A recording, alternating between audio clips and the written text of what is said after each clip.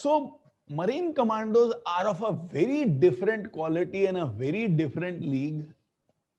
And among the Marine Commandos, Praveen Teotia, my dear friend, is of a very, very different league. Praveen, thank you for coming. आपको वापस देख के बहुत अच्छा लग रहा है. Thank you sir. Thank you sir. जितने भी हमारे दर्शक हैं उनको मेरी तरफ से जय हिंद, प्रणाम. और जितना भी आपने परिचय दिया वो बहुत ही बेहतरीन था सर. और आपका मैं तहे दिल से धन्यवाद करता हूं कि आपने इस प्लेटफॉर्म पे मुझे एक चांस दिया, एक मौका दिया कि मैं अपनी बात सभी के बीच में रख सकूं सर. प्रवीण, मतलब तुम्हारे बारे में सोचते हैं ना तो हमारे अंदर हिम्मत बढ़ जाती है. तुमसे बात करते हैं ना तो हिम्मत बढ़ जाती है. तुम्हारी किताब जब पढ़ते हैं तो लगता है वाह क्या बात है, एक ऐसे इंसान को जानते हैं, इसी में गर्व हो जाती है. तो आज वापस तुमसे बात हो रही है. और जब हम लोग ये प्रोग्राम बना रहे थे, उसकी जब कल्पना कर रहे थे कि ये corona virus time, Covid times में बच्चे लोग 8-9 महीने से घर में हैं, थोड़े मायूस हो गए हैं, लाइफ का मोमेंटम खत्म हो गया है, थोड़ी एनर्जी खत्म हो गई है, बाहर नहीं जा सकते, दोस्तों से नहीं मिल सकते, कॉलेज बंद है. तो इस माहौल में अगर उसके अंदर वापस जोश भरना है तो किन इंसानों को बुलाया जाए? तो प्रवीण, जब उसका लिस्ट बना रहे थे ना, लिस्ट में सबसे पहला नाम था Praveen Tewatia. Thank you sir. और सबसे पहले मैंने आपको फोन किया था कि प्रवीण आप आ रहे हो क्या? अगर आप आ रहे हो तो फिर बाकी लोगों से बात करता हूं. जी. And you told me the busy schedule that you have, कि आपकी ट्रैवलिंग थी, बॉम्बे में आपके कुछ प्रोग्राम्स थे और उसके बाद में वापस कहीं जाना था. लेकिन जैसे ही मैंने कहा कि ये यूथ समिट है, इमीडिएटली यू सेड जरूर करेंगे, फैंटास्टिक. और आप आज आ गए, इसके लिए बहुत बहुत धन्यवाद. जितने भी हमारे युवा हैं उनको मैं धन्यवाद करता हूं. और स्पेशली थैंक्स टू नरेंद्र जी, जिन्होंने आप सभी को इकट्ठा किया हुआ है, जोड़े हुए हैं और हर बार कुछ नया मोटिवेशंस की चीज सर लाते रहते हैं. तो आप इनसे जितने इंस्पायर होते हैं, मैं भी इनसे उतना ही इंस्पायर होता हूं, क्योंकि मुझे बहुत सारी चीजें नरेंद्र जी से सीखने को मिलती हैं. और मैं कभी ऐसा दिन नहीं होता जब मैं कुछ नहीं सीखता हूँ. पिछले 7 दिन से मैं 30 अलग अलग पूरे ऑल ओवर इंडिया से आए हुए बच्चों को ट्रेनिंग दे रहा हूँ. और स्टार्टिंग में जो उनका परफॉर्मेंस था और जो लास्ट दिन का परफॉर्मेंस था, उसमें जमीन आसमान का अंतर था सर. तो मेरी कोशिश है कि मैं अपने युवाओं को कुछ दूं. तो मैंने उनको पहले ही बोला, जो फर्स्ट डे में उनका इंट्रोडक्शन दे रहा था, तो मैंने उनको बोला कि मेरे पास देने के लिए बहुत कुछ है, क्या आपके पास लेने के लिए उतना कुछ है? क्या आप उतना लेने का डिजर्व करते हैं? तो आप अपनी झोली को फैलाएंगे तो मैं उतना ही डालता रहूंगा. आप जितने ज्यादा डिजर्विंग होते रहेंगे उतना ही मैं आपको ज्यादा देता रहूंगा. अगर आप अपनी सीमाओं को बंद करेंगे लेने की, तो मैं दे नहीं सकता कुछ भी. तो पहले हमें लेने के लिए चीजों को तैयार रहना होगा कि ये स्टैंडर्ड है, आपको कुछ स्टैंडर्ड मीट करने होंगे, तब मैं आपको कुछ दे सकता हूँ. उससे पहले मैं आपको कुछ दे ही नहीं सकता. तो कुछ प्रोग्राम्स बनाए जाते हैं. उनको मैंने जो हमारा कमांडो ट्रेनिंग कैंप है ये शुरू किया. ये फर्स्ट बैच था. जैसा सर आपने बताया कि कोविड टाइम में भी अभी जैसे ही अभी दोबारा कुछ ये जो इसकी फ्लो था वो बहुत ज्यादा बढ़ गया था कोविड का. और लोग बहुत परेशान हो गए. जितने भी हमारे रजिस्ट्रेशन किया था जिन लोगों ने, वो कहने लगे कि सर ये कोर्स कैंसिल होगा क्या, मुंबई में इस तरह से प्रॉब्लम आ रही है, तो ये बहुत मुश्किल हो जाएगा कोविड के टाइम में. सो ऑर्गेनाइज जो कर रही थी हमारी टीम, उन्होंने कहा कि आपका क्या विचार है प्रवीण. सो मैंने कहा कि मूव ऑन, हम यहाँ पे नहीं रुकेंगे. जो भी गवर्नमेंट के स्टैंडर्ड हैं उनको हम मीट करेंगे, लेकिन हम यहाँ से मूव ऑन होंगे. यहाँ पे रुकना और बैकफुट पे जाके फिर से खड़े हो जाना, ये एक मूर्खता होगी और एक कायरता होगी. हमको आगे जाना चाहिए और आगे जाने में ही हमारी भलाई है. गवर्नमेंट के जो स्टैंडर्ड हैं कि उनको कोविड का टेस्ट चाहिए, नेगेटिव चाहिए, तो जितने भी लोग हैं जो भी नेगेटिव हों आप आ जाइए, जो भी पॉजिटिव हों वो मत आइए. उनको हम नेक्स्ट कोर्स में मौका दे देंगे, आ सकते हैं, कोई प्रॉब्लम नहीं है. सो आउट ऑफ द 35 30 लोग आए और 30 लोगों को पूरे 7 दिन तक एक बेहतरीन इंसान बना के हमने भेजा। उसमें डिफेंस एस्पिरेंट थे, 2 MBBS डॉक्टर थे जो कि 38 और 40 साल के थे, जिनको मैंने जीरो से और जो लास्ट में 10 किलोमीटर तक मैं उनको पहुंचा पाया विद इन 7 डेज। सो ये मेरे लिए बहुत बड़े अचीवमेंट है कि एक 40 साल के युवा को मैं जीरो से और विद इन 7 डेज 10 किलोमीटर तक करवा पाया और उनको 12 किलोमीटर का ट्रैक करवा पाया विद फुल जो बैग होता है, जो नॉर्मल बैग कैरी करते हैं, उसमें पूरा सामान रहता है हमारा, उस बैग के साथ में उनसे मैंने 12 किलोमीटर का ट्रैक भी करवा लिया। तो ये सिर्फ एक मेंटलिटी है कि हम नहीं कर सकते, हम 40 साल के हो गए, हम बूढ़े हो गए, हमारे बस का नहीं है। लाइक आप अपने आप को खुद ही रोक देते हैं कि हमसे नहीं होगा। आपकी बॉडी कभी नहीं कहती है, आपने अपना जो कंफर्ट जोन बनाया है वो बड़ी प्रॉब्लम है। अगर हम अपना कंफर्ट जोन बहुत छोटा कर देंगे तो वो कंफर्ट जोन छोटा हो जाएगा। अब अगर आप अपने घर के दरवाजे तक ही अपना कंफर्ट जोन समझेंगे तो आप दरवाजे के बाहर जाने से डरेंगे। कोविड टाइम में भी यही हुआ। मैं कोविड टाइम में भी ऐसा कोई दिन नहीं गया जिस दिन मैंने 10 किलोमीटर रन नहीं किया। Every day 10 kilometre. प्रवीण, तो एक जी, सॉरी सॉरी प्रवीण, एक सिविलियन और आर्म्ड फोर्सेस के बीच में फंडामेंटल फर्क क्या होता है?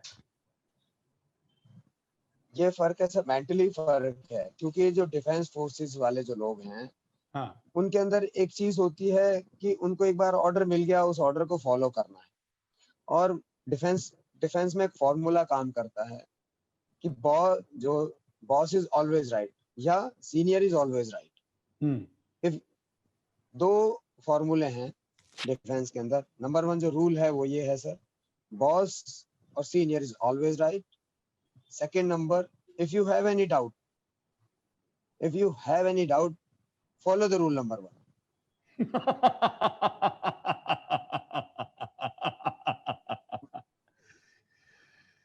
तो उनकी माइंडसेट बहुत स्ट्रांग। आप बताओ मेरे को, एक कमांडो की, अगर कोई सिलेक्ट होता है कमांडो के लिए या जब कमांडो बन जाता है, जैसे आप जब कमांडो बन गए थे, तो उस समय आपकी फिटनेस कैपेबिलिटी क्या थी? हाँ, फिटनेस में हम अप्रोक्सीमेट डेली 30 to 40 किलोमीटर का हमारा डेली का रहता था। हाँ, उसके अलावा हमारे जो नॉर्मल इवेंट्स हैं वो हाँ, भी हमको सारे करने होते थे। लाइक फायरिंग है, उसके बाद फायरिंग के बाद में हमारा मेंटेनेंस है, वेपन्स का मेंटेनेंस चलता था। वेपन के मेंटेनेंस के बाद में हमारे फिर नेविगेशन की क्लासेस चलती थी या वेपन की क्लासेस चलती थी, उनके अंदर भी हमको परफॉर्म करना होता था। क्योंकि इंस्ट्रक्टर हमको बोलते थे कि आप क्लास लीजिए। हम्म, इंस्ट्रक्टर सिर्फ एक बार नॉर्मल क्लास ले लेंगे, फिर आपको क्लास लेने के लिए बोलेंगे कि आप जो, जैसे मान लीजिए 20 बंदे हैं, हाँ, 20 बंदे हैं, 20 बच्चे हैं हमारी क्लास में। तो हाँ, 20 बच्चों को सिर्फ एक ही वेपन के ऊपर क्लास लेना है। सो हाँ, सर, जो शर्त क्या रहती थी, कंडीशंस क्या है उसमें कि जो जो फर्स्ट पर्सन है और जो 20th पर्सन है, 20वां बंदा है, हाँ, उनके बीच में कोई भी चीज हाँ, रिपीट नहीं होनी चाहिए। अच्छा, not a single sentence should be repeat. आपको एक वेपन के बारे में 20 बंदों से अलग अलग चीजें पूछनी है, अलग अलग बतानी है। तो एक अगर पहले बंदे ने कुछ बता दिया तो दूसरे बंदा या फिर 20वां बंदा उस चीज को रिपीट नहीं करेगा। सो सबसे बड़ी प्रॉब्लम तो 20वें को होती थी कि वो बताए क्या उस वेपन के बारे में। हम्म, तो उससे क्या होता था कि उस वेपन की पूरी जानकारी सभी लोगों को पता चल जाती थी। वाह, अगर वही चीज अगर इंस्ट्रक्टर ले जो हमें सिखा रहा है, तो वो सारी चीजें नहीं बता पाएगा, हम्म, लेकिन जब वो वही चीज वो स्टूडेंट को दे देते हैं या कमांडो को दे देते हैं, तो जो कमांडो है वो अपनी चीज खुद तैयार करेगा कि इस वेपन में क्या क्या खासियत है और क्या क्या खामियां हैं, क्या क्या इस वेपन की वीकनेस है और क्या क्या इसके स्ट्रॉन्ग पॉइंट्स हैं। सो तब वाह, वो तो वो बताना शुरू करते हैं, तब चीजों के ऊपर हमारा फोकस जाता है। अगर हम AK-47 को लें तो हम हाँ AK-47 को जानते हैं हाँ कि बहुत लीथल वेपन है, बहुत खतरनाक है, उसकी जो पेनिट्रेशन, बुलेट की जो पेनिट्रेशन पावर है वो बहुत ज्यादा है। बुलेट प्रूफ को भी अगर बुलेट प्रूफ प्लेट के ऊपर एक गोली लगती है तो दूसरी गोली उसको पार कर देती है, दूसरी गोली रुकती ही नहीं है कभी भी। सो यहाँ पे आ जाता है कि वो सारी चीजें बताएं तो बताएं क्या, वेपन में कमी क्या है और वेपन में स्ट्रॉन्ग पॉइंट्स क्या है। तो वाह ये बहुत स्ट्रॉन्ग पॉइंट्स भी हमको बताने हैं, उसकी वीकनेस भी हमें बतानी है। तो हमें पता चल जाता है कि इस वेपन में क्या कमी रह गई है। उस कमी को जब हम फायर करेंगे तो उस कमी को हम कैसे मीट करेंगे। क्योंकि अगर हम AK-47 पुरानी, अगर 1950s के आसपास में जो आई थी और उसके बाद में इंडिया में अभी तक भी AK-47 आपको बहुत लोगों के पास में मिल जाएगी। अभी तो वर्जन्स उसके बहुत सारे आ गए हैं सर, लेकिन AK-47 के अंदर कई सारी खामियां रही। इसके बाद उन्होंने, जो कंपनी है, उन्होंने उसके अंदर कई सारे चेंजेस किए। हम्म तो चेंजेस करने के बाद भी उसमें बहुत सारी कमियां फिर भी रह जाती है इस वेपन के अंदर। So hmm being a commando, being a special force person, आपको सारी चीजों का पता होना चाहिए कि अगर इसके अंदर हम सप्रेस इसको कर देते हैं तो क्या प्रॉब्लम है। उसके अंदर हम जो लेजर एमिंग पॉइंटिंग डिवाइस है, LAPD हम लगाते हैं, वो किस हम्म तरह से काम करता है, उसका जीरोइंग किस तरह से होता है। अगर किसी और के पास वेपन चला गया है और हमारे पास वेपन आया है तो उसको हमको दोबारा जीरोइंग करना है। प्लस आपके नाम से जो वेपन इशू होता है उसको आपको किसी और को नहीं देना होता है, क्योंकि जब आप किसी एनिमी टेरिटरी में जाएंगे या एनिमी के ऊपर फायर करने जाएंगे तो वही वेपन आपका साथ देगा। जब आप एक्चुअली उसको ज़ीरोड करेंगे, हमें नहीं जानकारी होगी क्योंकि उन्होंने सिर्फ पबजी खेला होगा।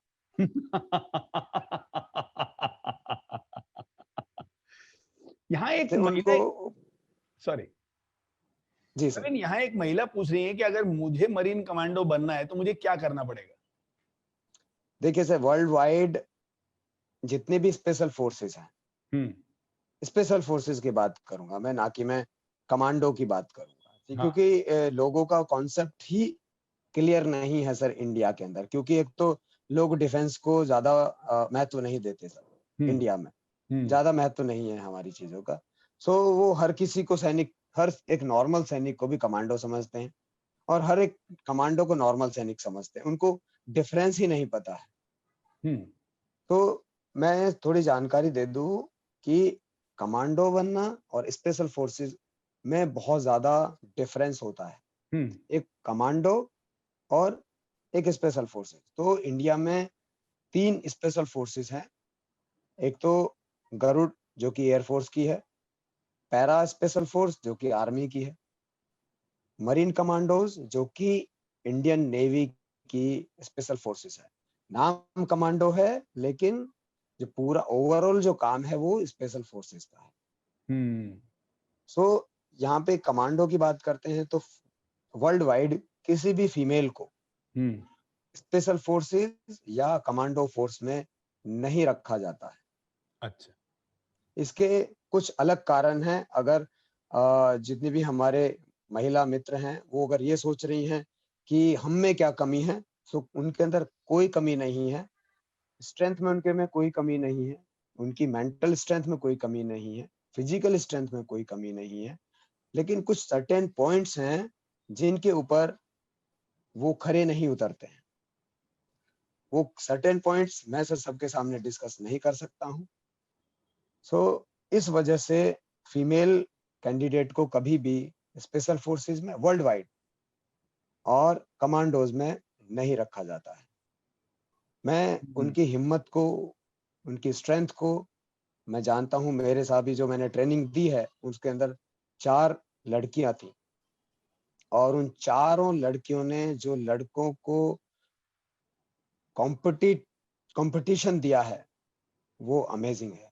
सो मुझे, जब मैं फीमेल को ट्रेनिंग देता हूँ और मैं कई फीमेल्स को मैंने ट्रेनिंग दी भी है, स्ट्रेंथ में कोई कमी नहीं होती, मेंटल स्ट्रेंथ में भी कोई कमी नहीं। लेकिन कुछ सर्टेन पॉइंट्स हैं जिन पे वो खरे नहीं उतरते हैं। इसीलिए गवर्नमेंट एंड जितने भी वर्ल्ड वाइड, ये यहाँ इंडिया की बात नहीं है। प्लस इसके साथ साथ क्या है कि फ्रंट लाइन में भी कभी भी फीमेल सोल्जर को नहीं रखा जाएगा, और ये है भी नहीं, फ्रंट लाइन सोल्जर में फीमेल नहीं आती हैं सर। इसके पीछे भी वो कुछ सर्टेन इश्यूज हैं जो वो उनके ऊपर सटीक नहीं बैठते हैं सर। प्रवीण, आपके ताज वाले एपिसोड के बारे में कुछ कहना चाहोगे?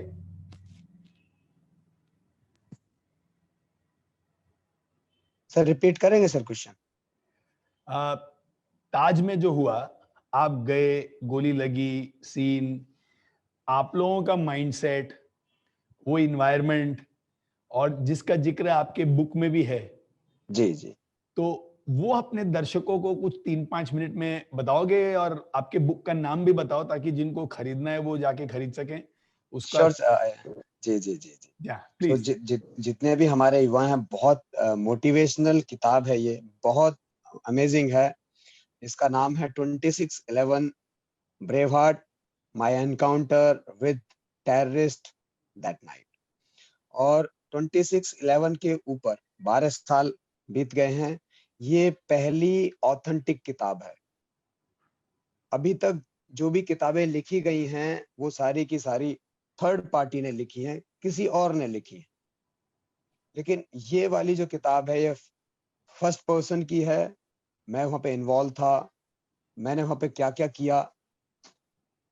150 से ज्यादा जो लोग चैम्बर हॉल में फंसे हुए थे उनको मैंने कैसे बचाया, टेररिस्ट के साथ में मेरा एनकाउंटर कैसे हुआ, वो जो पूरे के पूरे क्षण हैं इस किताब के अंदर, मैंने बहुत डिटेल में एक एक मिनट का पूरा मैंने इसमें डिटेलिंग की है, हर एक मिनट की। तो ये पूरा का पूरा मेंटल स्ट्रेंथ का गेम है।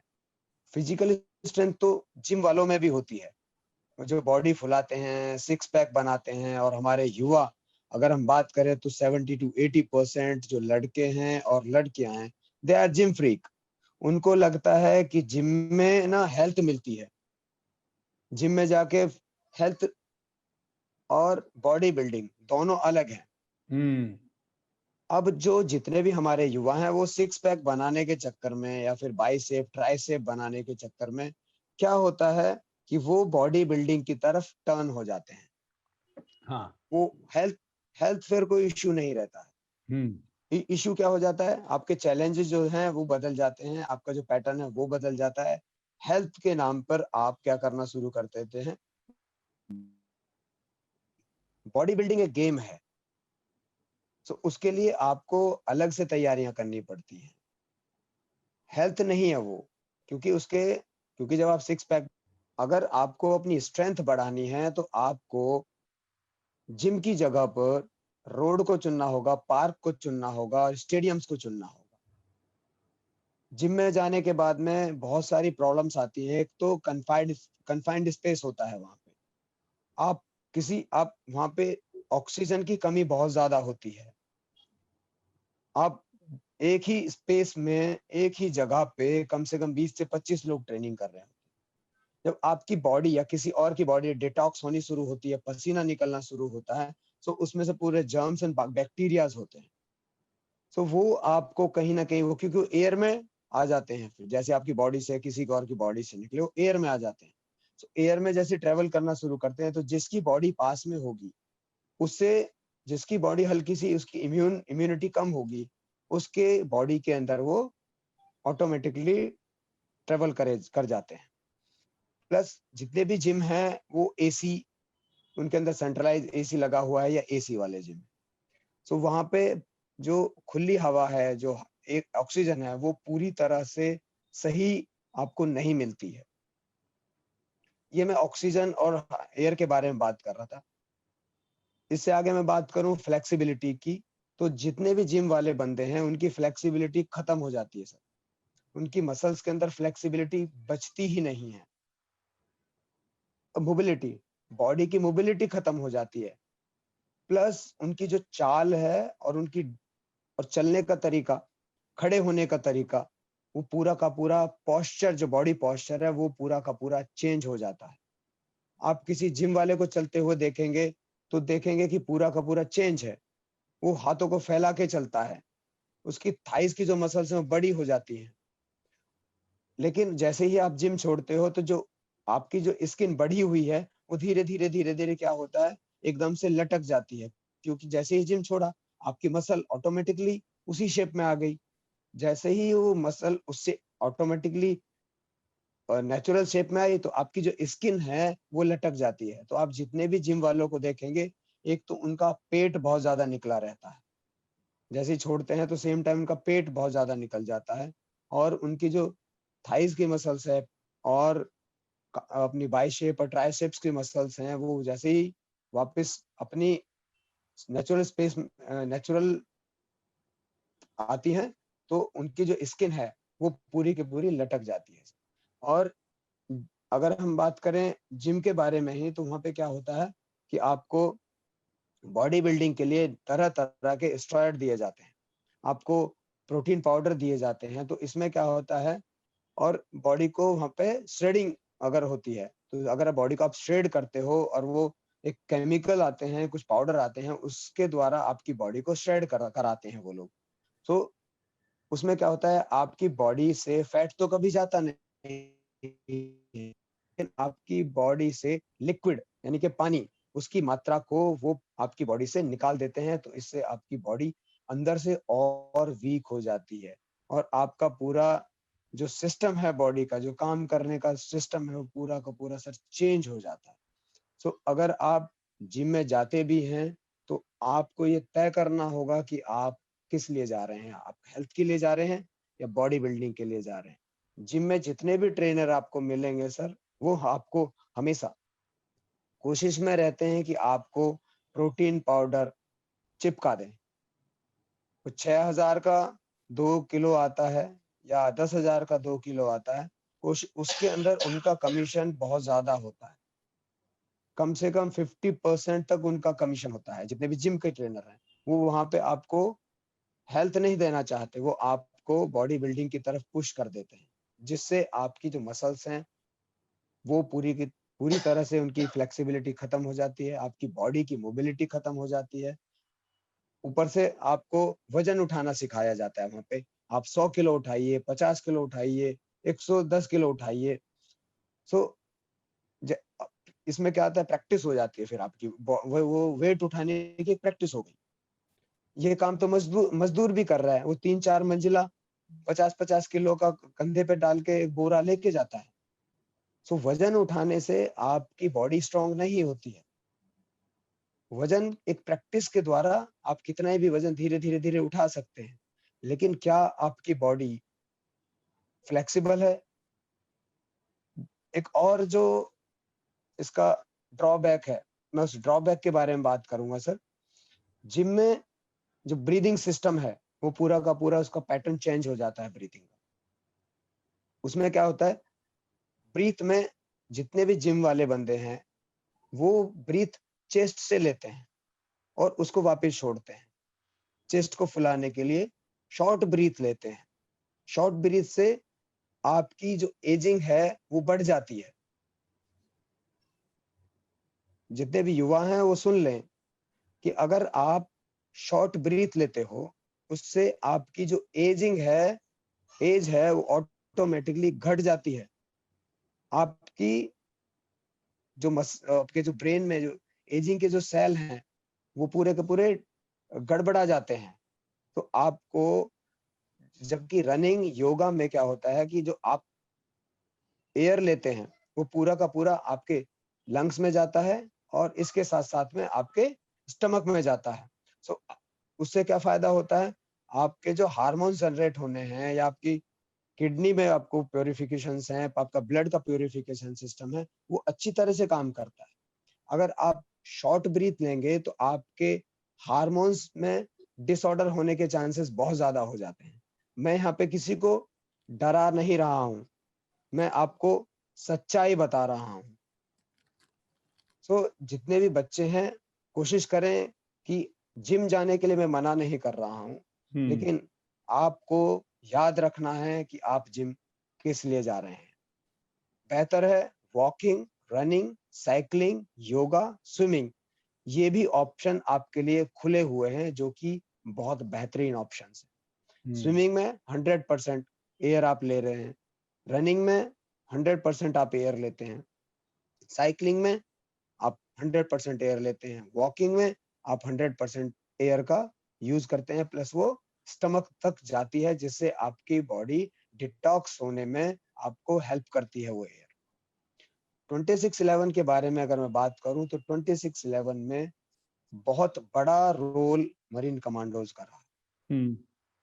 और इस बुक में मैंने ये एक और मैं चीज बता दूं सर सभी को कि ये पहली किताब है जो किसी इंडियन सोल्जर की ऑटोबायोग्राफी है। अभी तक मार्केट में किसी भी सोल्जर की ऑटोबायोग्राफी अवेलेबल नहीं थी। सो ये पहली बुक है जो फर्स्ट ऑटोबायोग्राफी है किसी इंडियन सोल्जर की। तो ये जितने भी डिफेंस एस्पिरेंट है, वो जितने भी लोग हैं जो सिविल सर्वेंट बनना चाहते हैं, सिविल सर्विसेज की तैयारी कर रहे हैं, वो प्लस जितने भी कॉर्पोरेट में काम करने वाले हैं वो, और जितने भी हमारे मतलब मैं कहूँगा कि जितने भी स्टूडेंट हैं उनके लिए ये किताब इतनी इम्पोर्टेंट है कि आप पूछे मत। मोटिवेशन से पूरी भरी हुई है ये किताब।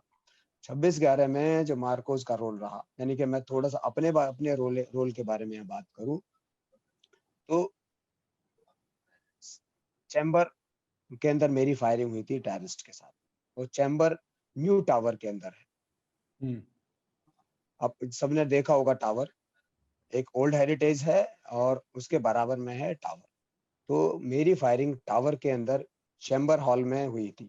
तो वो जो सिचुएशन थी वो बहुत इंपॉर्टेंट सिचुएशन थी, क्योंकि जो एडजॉइंग हॉल था उसके अंदर वीवीआईपी लोग थे,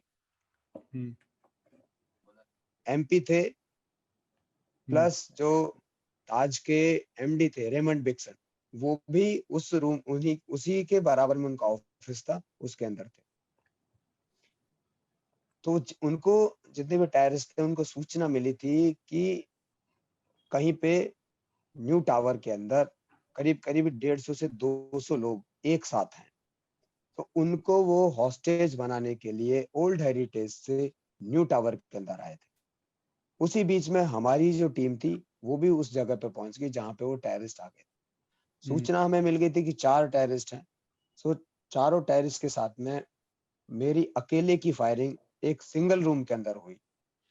और वो फायरिंग जो थी वो करीब करीब 30 मिनट तक हमारी चली। 30 मिनट तक।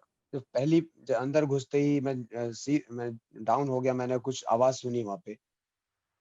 उसके बाद उन्होंने मेरे ऊपर गोली चलाई, तो गोली जो थी मेरे कान को फाड़ती हुई निकल गई, मैं वहां पे गिर गया। उसके बाद मैंने अपने आप को संभाला। उसके बाद फिर मैंने उनको इंगेज किया, करीब आधे घंटे तक मैंने उनको इंगेज किया। और जब मुझे लगा कि मैं इनको ऐसे नहीं मार सकता, तो उस समय पे मैंने उनके ऊपर ग्रेनेड से हमला किया।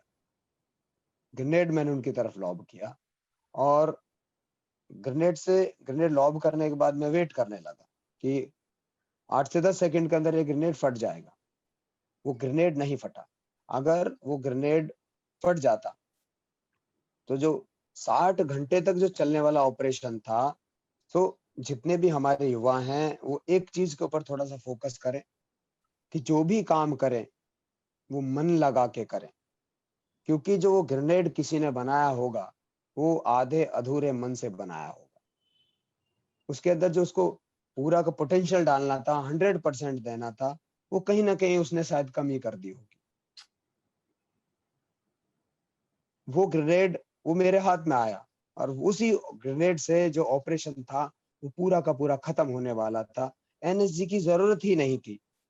लेकिन ये कहानी, ये जो स्टोरी थी जो चैम्बर हॉल में हुआ, वो किसी को पता नहीं थी और कोई भी उसके बारे में बात नहीं करता था। किसी को पता ही नहीं, तो सिर्फ एनएसजी एनएसजी एनएसजी एनएसजी के अलावा लोगों को कुछ नहीं पता था कि मार्कोस ने क्या किया है। जो ऑपरेशन एजेंसी 60 घंटे तक खत्म करने वाली थी, वो दूसरी एजेंसी उसको 30 मिनट में खत्म करने वाली थी। तो यहाँ पे बहुत सारी चीजें ऐसी होती हैं जो, क्योंकि अब एक बार एनिमी आपके हाथ से निकल गया, उसको वो संभल गया, सो वो फिर आपको टाइम नहीं देगा। वो हर चीज के ऊपर काम करेगा, प्लस अपने आप को बचाएगा और छिपेगा। और एक और बात मैं बताना चाहूंगा सभी दर्शकों को कि उसके बाद, मेरी फायरिंग के बाद में कोई भी गोली किसी सिविलियन को नहीं लगी, क्योंकि वो अपने आप को बचाने के लिए भागना शुरू कर दिए थे। जब उनके एक बंदे को गोली लग गई थी तो वो समझ गए कि फौज आ गई है और ये फौज कमांडो हैं और ये तुम्हें नहीं छोड़ेंगे। तो वो अपने आप को बचाना शुरू कर दिए। उससे पहले तो वो लोगों को ढूंढ ढूंढ के मार रहे थे, जिसको भी जहां पे मिल रहा है उसको मार रहे थे, और एक ब्रुटलिटी की उन्होंने हद कर दी थी। तुम वहां पे जैसे हमने डेड बॉडीज देखी तो एक गुस्सा आता था कि कोई ऐसे कैसे कर सकता है ह्यूमैनिटी के साथ, कोई ऐसा भी दुर्दांत हो सकता है, कोई ऐसा कैसे मार सकता है किसी को। लाइक आपका झगड़ा किसी से है तो वो हम हैं, स्पेशल फोर्सेस है या कमांडो हैं या फौज है।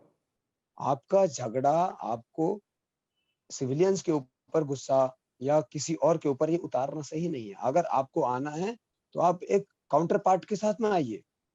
या आप ट्रेंड ज्यादा हैं या हम ट्रेंड ज्यादा हैं, वो सिचुएशन आपको बताएगी। आप मासूम निहत्थे लोगों के ऊपर गोली चला के क्या प्रूव करना चाहते हैं?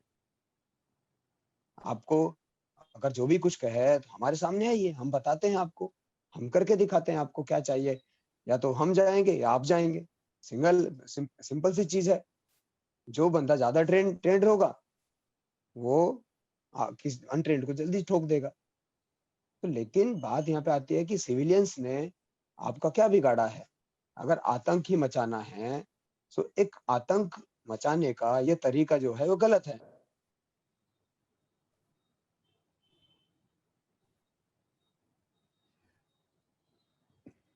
प्रवीण, जी 3 गोलियां आपके लंग से भी गई, जी जी। तो उस समय आपके दिमाग में क्या चला जब आपको गोली लग गई? जी गोली लगने के बाद एक तो मैंने अपने आप को, जितने मेरे बड्डी थे साथ में जिन्होंने मुझे वहां से उठाया था, हाँ। और उनकी बात मुझे सर अभी भी याद है। Deep breath Praveen, deep breathe.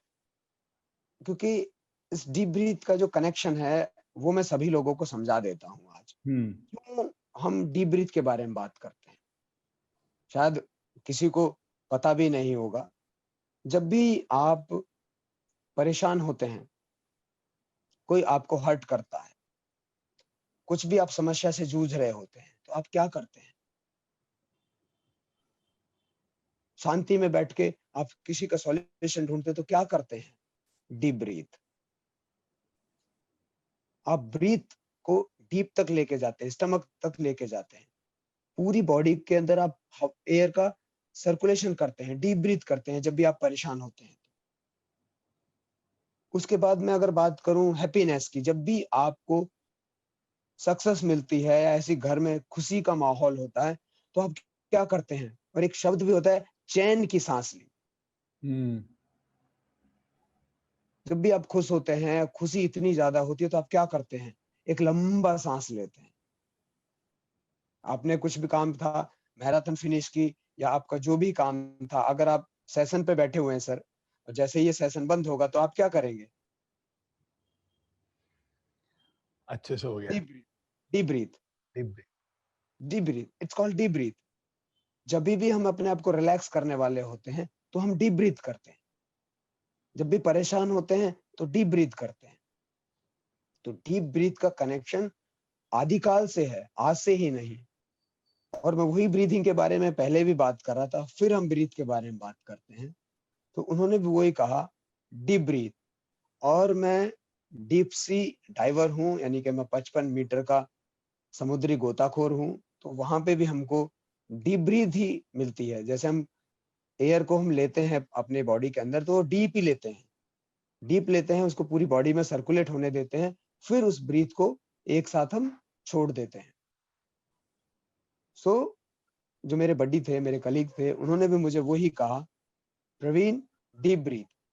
और उनको ये नहीं पता था कि गोली लंग्स में लगी है, चेस्ट के आर पार हो गई है। उनको लगा कि गोली हेड शॉट है और पूरा मुंह पे तो पूरा खून था, खून ही हाँ, खून था पूरा। तो उनको लगा कि शायद हेड शॉट है, बचेगा नहीं, लेकिन कोशिश की जा सकती है।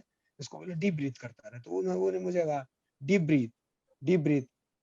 मैं कोशिश करता रहा डीप ब्रीथ की, लेकिन वो डीप ब्रीथ जो थी कहीं ना कहीं कंप्लीट नहीं हो पा रही थी, क्योंकि जो भी मैं ब्रीथ ले रहा था, वो ब्रीथ जो थी वो, क्योंकि लंग्स पूरा जो फेफड़ा था वो पूरा फट गया था, तो वो एयर जो थी अंदर तो जाती थी, वो एक्सेल नहीं होती थी, बाहर की तरफ नहीं आती थी।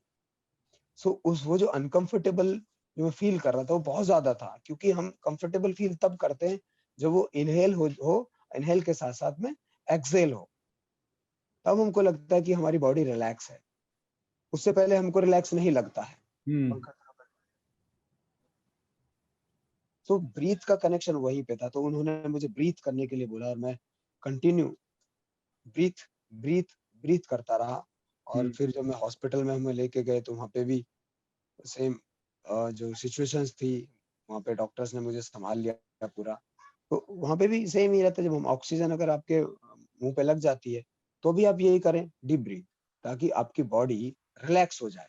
हम्म। शॉर्ट ब्रीथ की जरूरत नहीं है हमारी बॉडी को, हमें चाहिए डीप ब्रीथ। हम्म। सो प्रवीण, उसके बाद में आपको फोर्सेस ने कहा कि आप कमांडो नहीं बन सकते, आप करीब महीने भर हॉस्पिटल में रहे। उसके बाद में आप रिलीज हुए, आप दिल्ली पहुंचे, और फिर आप घर की तरफ जा रहे थे, थक गए। वो जवाहरलाल, अपने लाल बहादुर शास्त्री के लाल बहादुर शास्त्री। स्टैचू के नीचे आप बैठे, तो उसके बारे में थोड़ा बताइए ना हमारे दोस्तों को। अ, इसमें क्या हुआ कि मैंने अपनी यूनिट को कॉल किया था, डिस्चार्ज हो रहा था 1 महीने बाद में। सो शायद मिसकम्युनिकेशन हुआ, कम्युनिकेशन गैप हो गया बीच में। सो जहां तक जो वॉइस जानी थी वहां तक पहुंची नहीं होगी शायद। मैंने सोचा कि मुझे यूनिट से कोई लेने आएगा, जिनको मैंने मैसेज दिया था, मैसेज शायद पूरा उनको क्लियर नहीं हुआ। सो मैं उनका वेट करता रहा, तो वहां से यूनिट से उस समय पे कोई आया नहीं हॉस्पिटल। और ये जिक्र मैंने किताब में नहीं किया है कि मेरे पास में टैक्सी के लिए उस समय पे पैसे नहीं थे। हम्म, ये चीज मैंने मेंशन नहीं की है, लेकिन रियलिटी में मेरे पास में उस समय पे टैक्सी के लिए पैसे नहीं थे। तो मैं बेस्ट की बस में बैठा और मैं रीगल के सामने उतरा। और उतरने के बाद, क्योंकि लेफ्ट साइड है, रीगल राइट साइड है, वहां का जो सफर था उसने मेरी लाइफ को बदला। जब मैंने देखा कि 1 महीना पहले यही मुंबई थी, जो सुनसान सड़कें थी, कोई किसी को पूछ भी नहीं रहा था, भाग रहा था, बिल्कुल सुनसान, एकदम साफ, बिल्कुल सन्नाटे भरी सड़कें थी। वो सड़कें अभी भीड़ से भरी हुई हैं। उस भीड़ का हिस्सा आज मैं भी हूँ, और मुझसे चला नहीं जा रहा है। 25 मीटर के बाद तो सांसें उखड़ जाती थी मेरी। वहां बैठ गया मैं, रीगल के शेड के नीचे बैठ गया। फिर सोचा क्या करूं। फिर जो वो रोड है उसको क्रॉस करके मैं फिर बैठा। मुझसे पहले मैं उस जो स्टैचू है, स्टैचू को उससे पहले कभी देखा नहीं था मैंने। हम्म, हम हम्म, लोग कई बार निकलते थे, लेकिन हम कभी किसी के स्टैचू को देखते नहीं, किसका कौन है क्या, कभी नहीं। हम्म, फिर मैं बैठा तो मैंने उस स्टैचू को देखा, और उस पे जो लिखे हुए शब्द थे उनको पढ़ा, जय जवान जय किसान। फिर ऊपर देखा, लाल बहादुर शास्त्री जी की वो स्टैचू था, और मैं सोल्जर हूँ और फार्मर फैमिली से बिलोंग करता हूँ। तो मैंने कहा कि नहीं, मुझे चलना होगा, मुझे मूव ऑन करना होगा, मेरी मदद के लिए कोई नहीं आएगा। और लिटरली कोई आया भी नहीं, और किसी ने पूछा भी नहीं कि कौन है आप परेशान तो नहीं है, कोई दिक्कत तो नहीं है। किसी ने भी कुछ नहीं पूछा, किसी ने हेल्प के लिए एक हाथ नहीं बढ़ाया। जो हाथ मैं अपने हाथ की बात करूं तो जो हाथ दुनिया को हेल्प के लिए आगे बढ़ाता था, दुनिया के लिए, इस मुंबई के लिए और इस देश के लिए, जिसने अपना अपना सब कुछ लाइक बर्बाद कर लिया, जिन लोगों की हेल्प की, अनकंडीशनल हेल्प थी, वो मैंने की। आज यहाँ पे बैठ के मैं क्या कर रहा हूँ, कोई एक हाथ भी नहीं बढ़ा रहा मेरी तरफ। तो फील होता था मुझे ये सब चीजें कि ये क्या है, क्या यही रियल वर्ल्ड है? क्या ऐसे ही हमको लोग रियल कहते हैं? रियल का मतलब क्या है? क्यों झूठ बोलते हैं लोग? क्या जरूरत है हमको रियल कहने की? मैं फिर खड़ा हुआ कि यहाँ पे ये सब चीजें कह के और करके कोई फायदा नहीं, क्योंकि आपके यहाँ पे कोई नहीं सुनने वाला।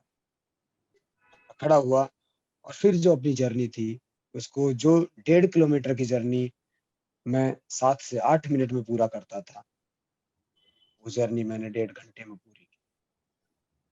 मैं लिटरली बहुत रोया उधर खड़ा होके, बहुत रोया कि ये क्या है? कोई किसी की मदद के लिए क्यों नहीं आता है इस तरह से अगर कुछ हो जाता है? लेकिन एक और बात है, वो जो जर्नी थी उसने मुझे चलना सिखाया, उसने मुझे स्वावलंबी बनना सिखाया, उसने मुझे खुद के ऊपर विश्वास करना सिखाया। अगर वो दिन अगर कोई मेरी मदद कर देता या मुझे कोई यूनिट से लेके चला जाता कि आ जाओ, या फिर मैं एम्बुलेंस में बैठ के आ जाता, तो जो अपनी जो एक्चुअल स्ट्रेंथ है उसको कभी समझ नहीं पाता।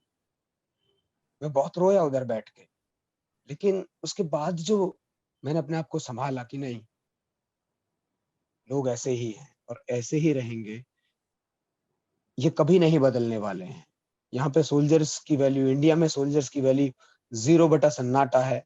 यहाँ पे इनसे झगड़ा करके, बात करके कोई फायदा नहीं है। लोग सिर्फ उनको रियल रियल कह कह के चिढ़ाते हैं, उनको उनका मजाक उड़ाते हैं। वो मुझे मजाक लगता है जब अब कोई कहता है ना, यू आर रियल सोल्जर। तो सोल्जर एक शब्द काफी है, उसको रियल करके या फेक करके कुछ फायदा है? आप दूसरा वर्ड अगर यूज करना चाहते हैं तो वॉरियर यूज कर सकते हैं। आप रियल हीरो हो, तो हीरो का मतलब रियल और फेक से कहाँ आया? हम्म। आप आप रियल हीरो हो। तो सर, मेरे साथ बहुत सारी घटनाएं घटी हैं पिछले 3 साल से, जब मैं रिटायर लिया है। और मैं लोगों से बहुत मिलता हूँ, सोशली बहुत ज्यादा है चीजें। जब भी कहते हैं आप रियल हैं, तो कई सारे इवेंट्स में मैं जाता हूँ, कोई मुझे रिबन कटिंग के लिए बुला रहा है, कोई किधर बुला रहा है, तो मैंने वो ही कहता हूँ कि अगर वहीं पे फेक वाला आ जाए, बॉलीवुड वाला, तो आप उसको कितना पैसा दोगे रिबन कटिंग का? मिनिमम 10 लाख, मिनिमम से मिनिमम 10 लाख। अगर मैं आपसे कहूं कि आपने ही बोला था मुझे रियल, अब मुझे डबल दे दो क्योंकि मैं रियल हूं। आप आप उसको 10 देते हो, वो फेक है। रियल वाले को बनता है ना, मेरा 20 बना। आप चलिए, मैं कुछ डिस्काउंट भी छोड़ देता हूँ आपके ऊपर, 1 रुपए का डिस्काउंट लगा लो, 19,99,999 तो दे दो। तो आप तो हमारे साथ झूठ बोल रहे हो। That means we are not real. अब कहना बंद करो, मत कहो, जरूरत नहीं है उसकी। हम्म। बिल्कुल भी एक सिरे से मैं खारिज करता हूँ इस बात को कि जरूरत नहीं है। Soldier word is enough, warrior word is enough. अब कहो रियल, रियल हीरो है, क्योंकि ये जो शब्द है वो मीडिया का दिया हुआ है। हम्म।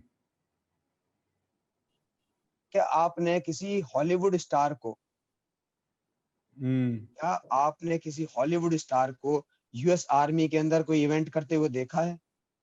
यूएस नेवी सील्स के साथ कोई इवेंट करते हुए देखा है? यहाँ पे क्यों है? They want TRP. वो उस फौज का मजाक उड़ा के उस यूनिट में जाके अपनी टीआरपी बढ़ाते हैं कि हम सोल्जर्स के साथ हैं। हम्म। लेकिन वो कोई सोल्जर के साथ में नहीं है। वो रियलिटी मुंबई में मैंने देखी है। मैं 9 साल मुंबई में मैंने सर्विस दी है, कोई नहीं आया। कहने के लिए कि प्रवीण जी हम आपकी सपोर्ट करते हैं, हम आपकी हेल्प करते हैं, कोई नहीं करता है। क्या कोई, आज मैं कहता हूं कि भाई मैं शूज पहनता हूं, रनिंग करता हूं, टी शर्ट डालता हूँ, रनिंग करता हूँ, शॉर्ट डालता हूँ, रनिंग करता हूँ, कोई कंपनी जो शॉर्ट बना रही है, टी शर्ट बना रही है, शूज बना रही है, वो बॉलीवुड वालों के पीछे क्यों भागते हैं? एक रियल बंदे के पीछे क्यों नहीं भागते, जो बंदा डेली 10 किलोमीटर भाग रहा है? और वो बॉलीवुड वाला जो शूज यूज कर रहा है, जो टी शर्ट आप उसको पहना रहे हो, क्या उसको रियली यूज करता है? नहीं। हम्म। आप गलत हैं। जितने भी लोग हैं वो गलत है, उनकी सोच ही गलत है। रियल कह के आप मेरा मजाक नहीं उड़ा रहे, आप अपना मजाक उड़ाते। हम्म। बंद कर दीजिए, नहीं जरूरत है। पहले तो कहते हैं रेस्पेक्ट करते हैं, तो मैंने कहा कि सर उस रेस्पेक्ट से मेरा किचन नहीं चलेगा। किचन चलने के लिए गैस चाहिए, और गैस के लिए पैसा देना होता है। हाँ। उस गैस के लिए ना वो फ्री में नहीं देती है मोदी सरकार, हाँ। उस गैस का पैसा भरना होता है हमको। आप वो सब चीजें नहीं करेंगे, आप रेस्पेक्ट देंगे। उस रेस्पेक्ट को सर मैं कौन सी पॉकेट में रखूं, और वो कौन से, मैं भी उस गैस वाले को कह दूं कि भैया मैं तुम्हारी रेस्पेक्ट करता हूँ, गैस का सिलेंडर फ्री दे दो। हाँ। This joke, hmm. This kind of joke like लोग कर रहे हैं। हाँ। मैंने देखा है। ओबामा आया, हिलेरी आई, ऑस्ट्रेलिया के पीएम आए, कौन नहीं आया, नित्य ना हुआ है, किसी ने बुलाया रियल वाले को? कोई नहीं बुलाया है। कौन जाए, कौन गए? सारे पॉलिटिशियन गए। कौन गए? कौन, किसने रियल को बुलाया? किसी ने भी नहीं। हमारे तो दूर दूर तक कोई नाता नहीं है, तो फिर किस बात के रियल हैं हम? तो मैं तो कहता हूँ आप जितने भी हमारे देश वाले हैं, मैं तो सीधा कहता हूँ सर, मैं तो डरता ही नहीं हूँ किसी से। क्यों? मेरे पास सर खोने के लिए कुछ बचा ही नहीं उसके बाद में। मैंने तो सब कुछ 26 नवंबर 2008 को अपना सब कुछ बर्बाद कर लिया था। ये तो मैंने उसके बाद जो अर्न किया है, वो मैंने अपना नाम अर्न किया है, लोगों के स्ट्रॉन्ग मैसेज दिया है कि आप कभी भी किसी भी स्थिति में बाउंस बैक कर सकते हैं। लाइफ का ये मतलब नहीं है कि आप 12 साल 20 साल पीछे बैठे रहो और एक ही घटना को रिपीट करते। हम्म। आपको आगे बढ़ना होगा। अगर आप जीवन में कुछ करना चाहते हैं तो आपको अपनी शुरुआत नए सिरे से करनी होगी। प्रवीण, जो आपने सेकंड आयरन मैन जब किया था, तब आपका वो साइकिल का वो थोड़ा टूट गया था, उसके बारे में थोड़ा बताओ ना। That was very exciting.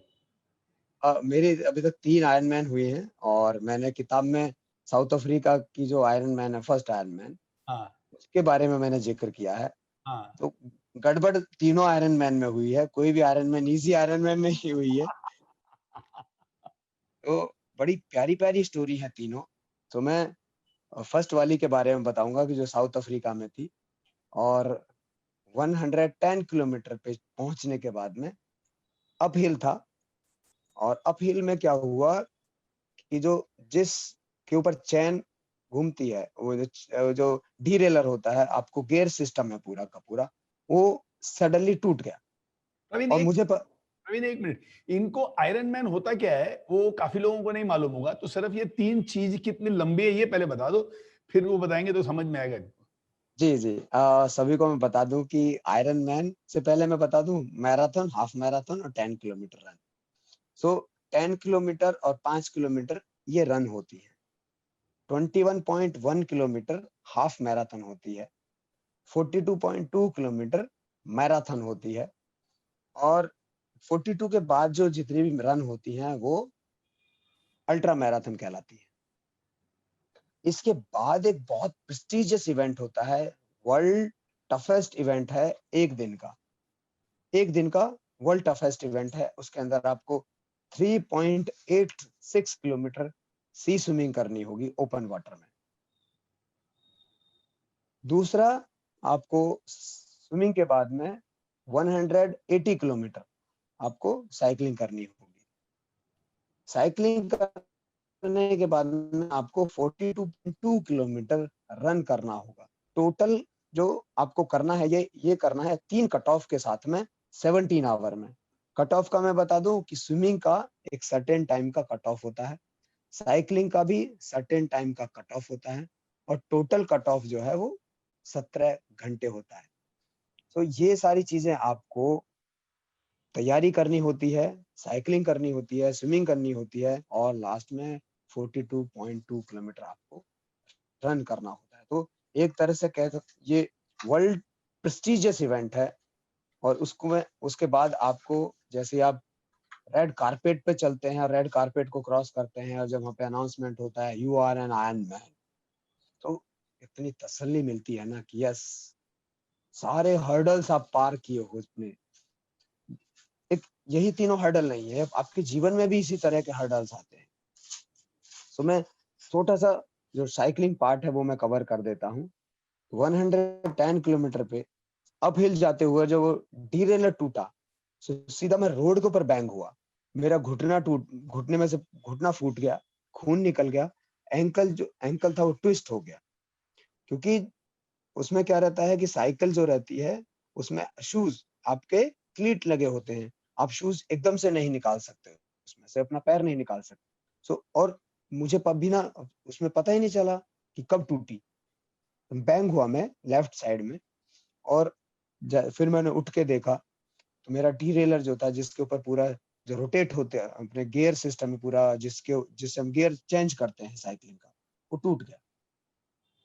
अब मुझे लगा कि लाइक अब क्या करूं, सब कुछ तो खत्म हो गया, साइकिल को ठीक कैसे करूं, चैन पूरी ट्विस्ट हो गई है, डीरेलर टूट गया है, अब बचा क्या मेरे पास में और 70 किलोमीटर अभी और बचा हुआ है।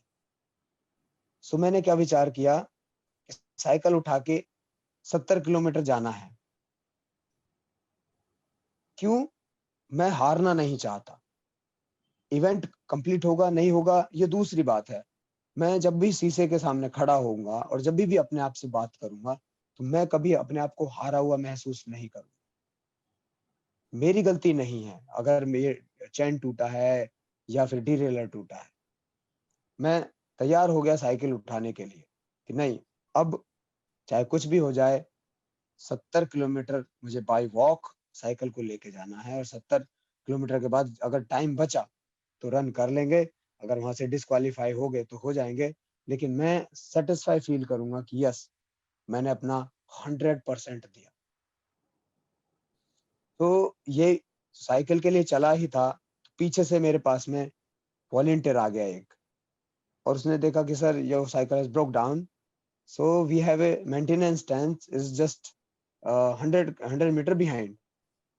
सो मुझे आशा लगी कि यस, उसने कहा कि 100 मीटर पीछे बाइक मेंटेनेंस टेंट है, आप बाइक को मेंटेनेंस जो है वहाँ पे करा सकते हैं, ठीक करा सकते हैं, आप आ जाइए, मैं आपकी साइकिल लेके चलता हूँ।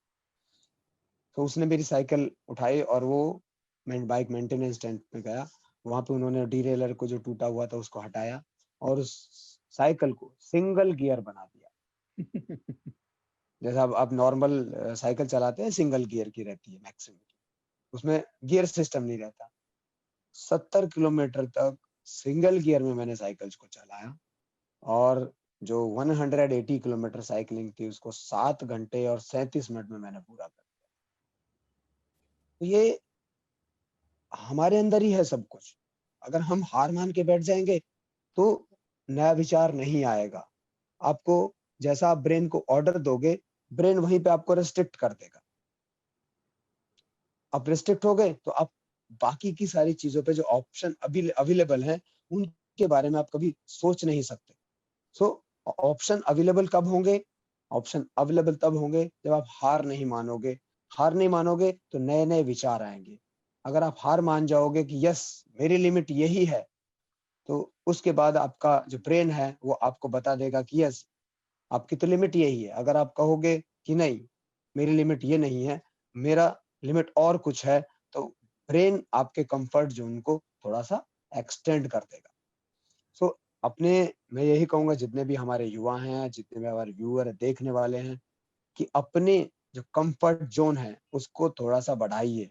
और मैंने अपने यूट्यूब चैनल पे बहुत सारी वीडियोस लॉकडाउन के दौरान ही बनाई है कि आप घर में रह के भी हेल्दी रह सकते हैं। पड़े पड़े अगर घर में रह के सिर्फ आप खाना खा रहे हो, और इस लॉकडाउन में मैक्सिमम लोगों का वजन कम से कम 10 से 15 किलो बढ़ गया है,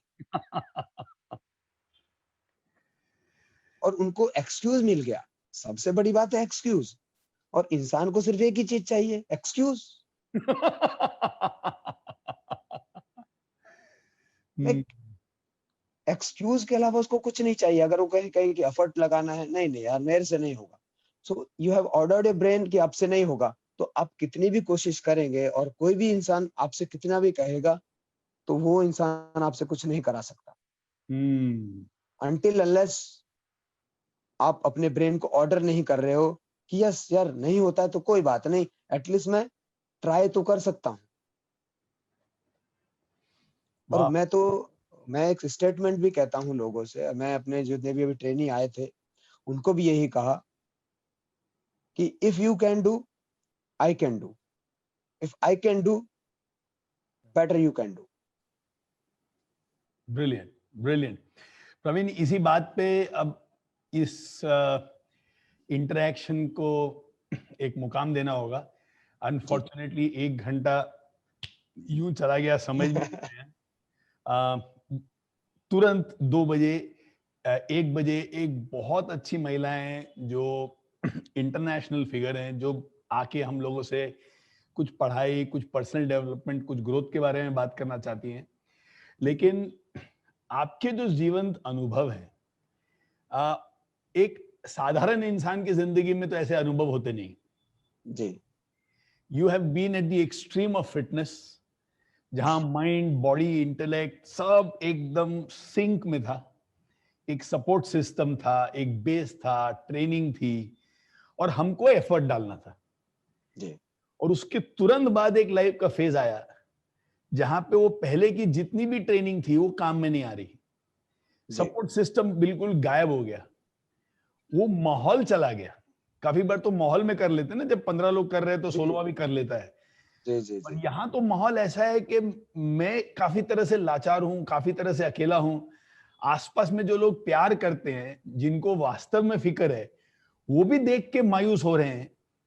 और उस तरह की जिंदगी जीने की आदत नहीं है, कभी बिल्कुल शायद बिल्कुल। सोचा भी नहीं है कि ऐसा होगा। और उस समय जब काफी लोग शायद बोलते होंगे कि यार कुछ साधारण कर ले, 25-50 हजार रुपए की कोई नौकरी कर ले, 1 लाख रुपए अगर मिल जाए तो बहुत हो गया। अब तुमको जो हीरो का काम करना था तुम कर चुके, तुमको जो साबित करना था तुम कर चुके, देश के लिए तुमको जो देना था तुम दे चुके। अब तुम एक नॉर्मल लाइफ जियो। उसके बावजूद प्रवीण वहां से उठ के आए, ये सब नॉर्मल वाली चीजों को हटा के फेंक दिया और बोले मैं फिर वापस कुछ ऐसा काम करूंगा जो दुनिया में किसी ने नहीं किया। मतलब एज अ मरीन कमांडो मेरे जैसे और भी कुछ हैं, 40 होंगे, 100 होंगे, 150 होंगे अपने देश में उस समय। I am one of them. I कितने? Am not I am one of them, I am not only. Absolutely. तो वहां पे I am one of them, I am not the only one.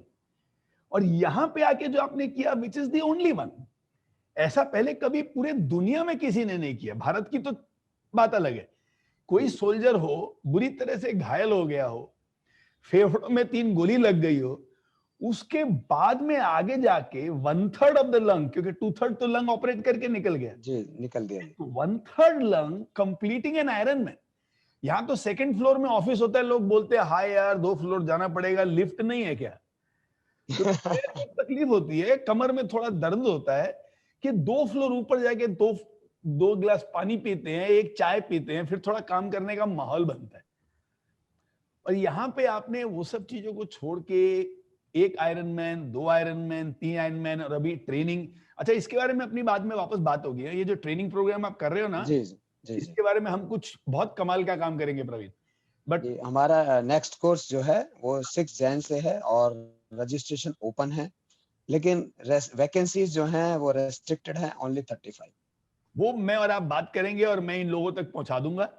Ji But Praveen, hats off to you. I really believe that people like me and all the people over here need somebody like you to remind us what is it that a human being can achieve in life purely through the strength of spirit.